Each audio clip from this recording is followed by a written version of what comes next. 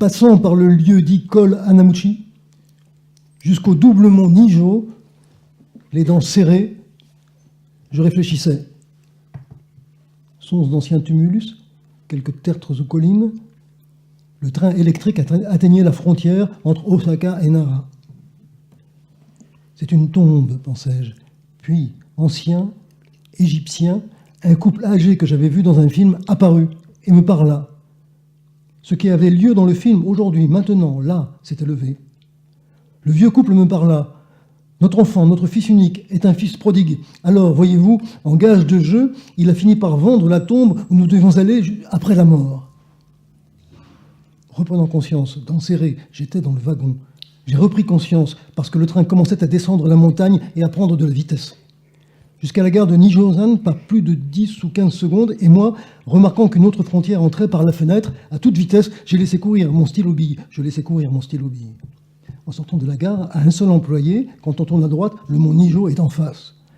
Double mont vert, joue rougissante, ce tendre mont arrondi. Qui a murmuré cela? Est-ce le couple égyptien ou moi, Osiris? La femme qu'on nomme Osiris, le dieu, était au bord de la route. C'est étrange, le père et la mère, dont même la demeure après la mort avait été vendue par le fils prodigue, n'avaient pas de chagrin. Qu'il n'y ait pas de place où aller après la mort, au fond, ça ne fait rien. Puis, longeant la falaise sur la route, en moi, ils sont partis. Au bord de la rue, attendant un taxi, peut-être, jeune, mais c'était, je crois, un chemisier mauve, une femme. Cette belle montagne aux doubles paupières, est-ce le mont Nijo? Lui demandai-je, et je ris. Et on a parlé un peu, et de là, je suis revenu à la gare. Bon, ça ne fait rien. Je ne suis pas d'ici. Osiris. C'était un chemisier mauve. Belle montagne.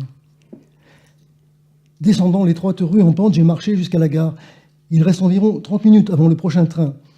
À une femme qui a l'air d'être du voisinage, l'unique employé est en train de parler d'argent, de la maison qu'il a bâtie. En l'écoutant, je suis descendu au passage à niveau, sans me faire voir. J'ai ramassé 2 cailloux et après, les ai mis hâtivement dans mon sac. J'ai traversé le quai et de l'autre côté, sur le banc en bois, le banc abrité, je me suis assis.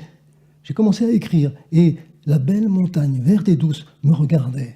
Assis là, une fois encore, me concentrant, j'ai commencé à écrire.